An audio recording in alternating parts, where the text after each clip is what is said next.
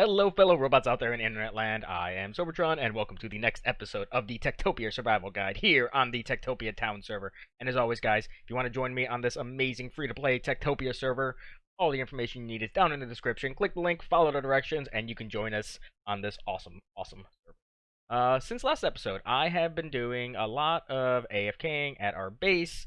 Bounce. I love the bounce. It's so fun.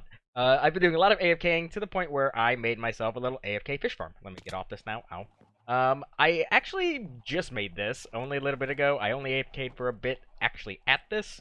I've been mostly trying to, get our village resources all together and all that fun stuff. Our chefs have finally cooked up all of the chicken, and they have actually started doing a lot of baked potatoes. But my problem right now is actually with our, diamonds. Specifically diamonds. We need a lot of diamonds. Because I really want to get guards. And I have calculated, I think I need 260 minimum diamonds so I can make enough armor and weapons for 10 guards, and this ain't gonna cut it. And realistically, 260 is probably at the low end. I probably need closer to 350 because blacksmiths are gonna do their thing, and I'm probably gonna end up making too many swords or too many of one thing. So I want to have extras. But my mine situation is a little bit weak right now. I've only got the 10 miners. The Druids keep going back and forth, and this right here is our biggest problem. They are still going all the way down to Y11, to access the mine shafts. But because we have those amazing Druids, we can move our mine shaft to any Y level. So we're going to be moving it much, much closer to the, farms so that our Druids and miners don't have as far to go. The other thing is I've actually deactivated a lot of my mine shafts. What I was finding was the miners were just not working efficiently. I have too many mine shafts for the amount of miners I have.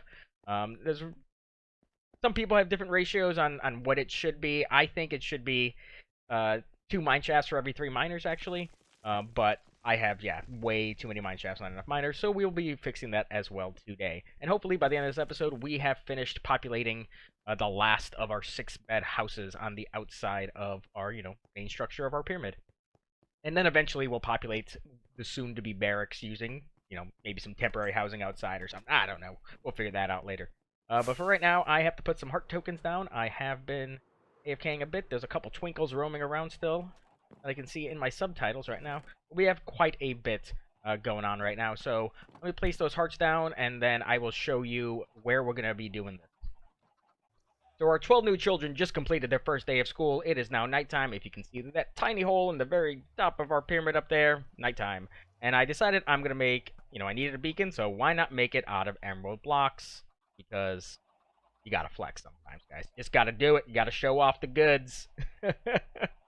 I have lots of emerald blocks now, so I have actually more emerald blocks than anything else that you can make a beacon out of, so that was kind of the only option. But let's go down to our crop farms, because this is where our new mines are actually going to kind of start. So right now, our main mine shaft tunnel is right there. You can see the stairs going down because it's, it wasn't even when I built this room, and we can hopefully now fix that in this episode. So the stairs go down all the way to Y11, and the main tunnel goes, east to west, west to east inside our base. I'm going to change it up and make it go north to south simply because I want our miners to still be able to access, the old mine shafts while I build a new one. And we're also going to do something similar to what I did in here. So right now there are 8 staircases down into this room. So our farmers can go, they can pick 8 directions to go. We're going to do the same thing with our miners. We're going to have a staircase here, one on the opposite side, and then one each over there and over there. That way the miners can choose multiple avenues to go down.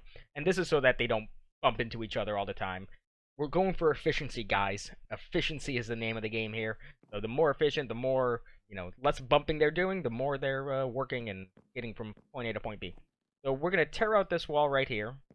And I have a feeling, I remember building this, that there's a lot of sand. And I have a feeling stuff's going to fall as I build this, and it's going to be glorious, and I'm going to get very upset and very mad. But you won't hear or see any of that, because I'm going to do all of this off camera. It shouldn't take me too long. This is a fairly basic project. So I'm going to dig all this out, connect up this side to that side, and do the tunnel right down the middle.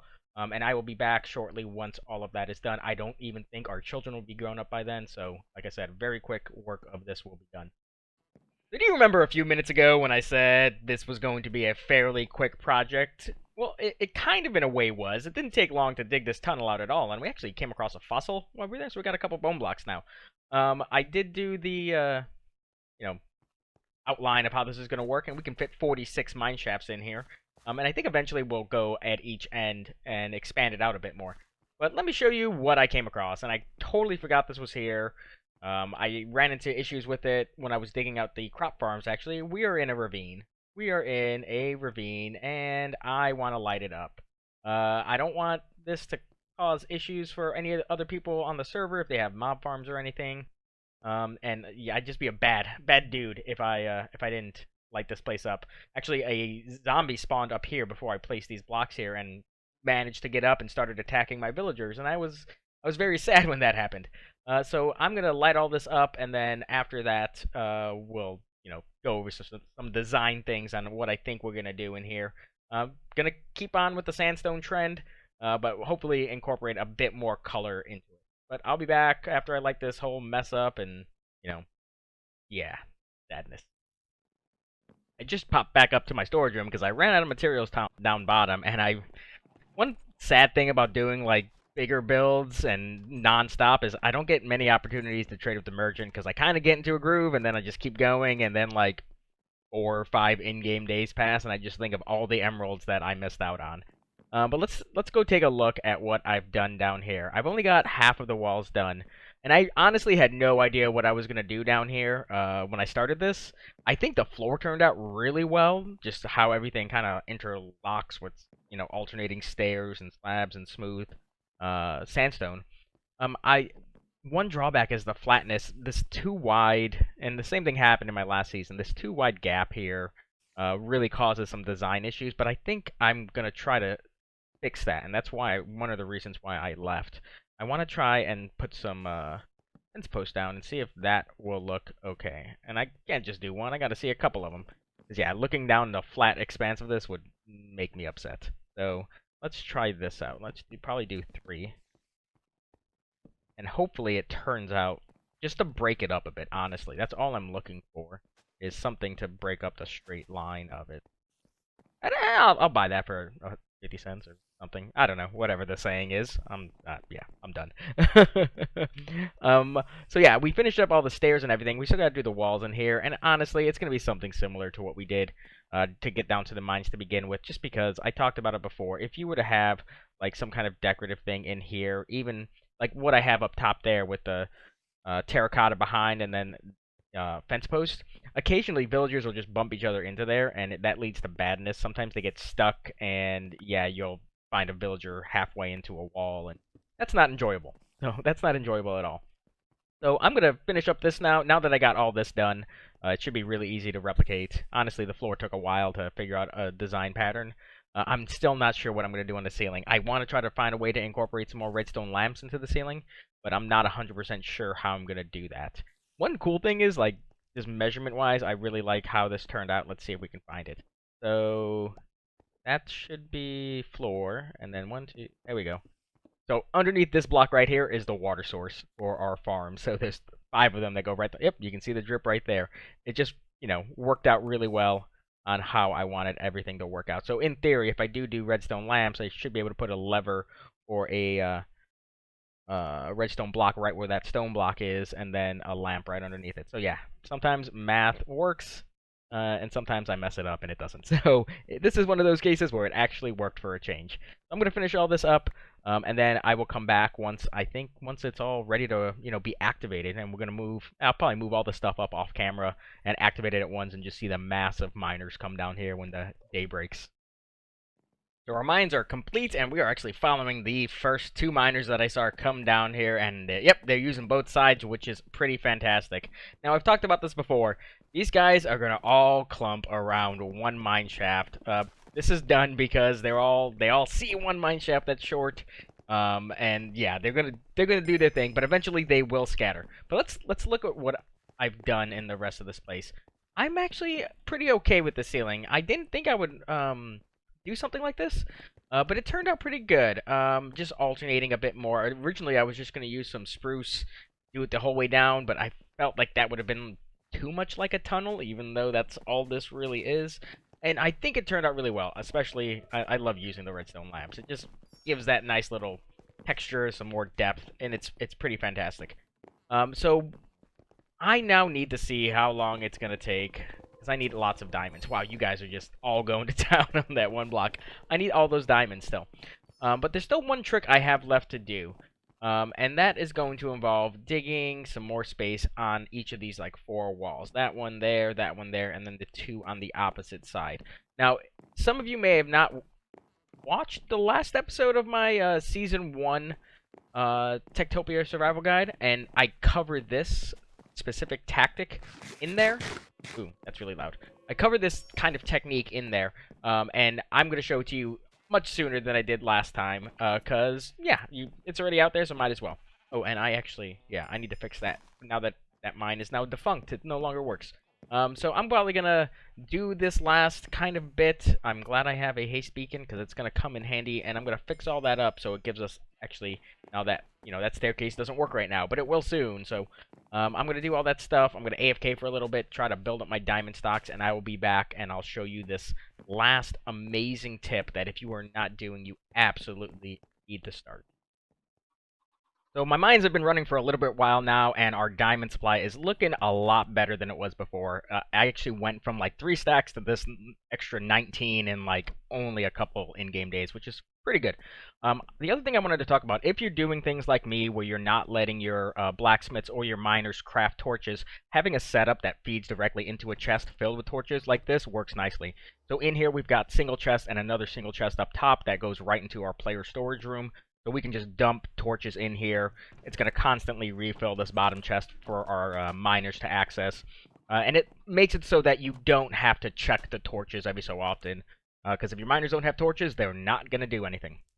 But let me show you what I did. So I've dug these 4 little holes. There's another one over there, and then 2 on the opposite side. And this is because the Druid does this awesome thing. You can see all these nice ores in the ground right here. So these kind of trenches above our head marks where our mine shafts are. So we're standing right on the ceiling of the mine shaft. Actually, if I dig right here, yeah. So you can see you got the 2 walls, and then this is the ceiling. So because the miner will only dig these ores if there's an adjacent ore next to it, and he'll only dig this block if the block below it is an ore. So what I tend to do from time to time is I will come up here and take all of these ores out. So to demonstrate what I do, I'm going to grab a couple of diamonds right now, and I'll show you what I do. Let me grab that one, and we'll go underground or back down into the mines. So what I'll do is I'll take these diamonds and I will put them in some of these shorter mine shafts. That way our Druid doesn't put a stone over it. So maybe this one right here. Boom, boom. So now when our miner comes down, he can actually go in there and grab those diamonds really quickly. So the Druid, when he regrows the mine shaft, he regrows the walls, everything in the middle, the floor, and the ceiling. So it's kind of these blocks right here that we're manipulating him, and we're getting them up top. And actually,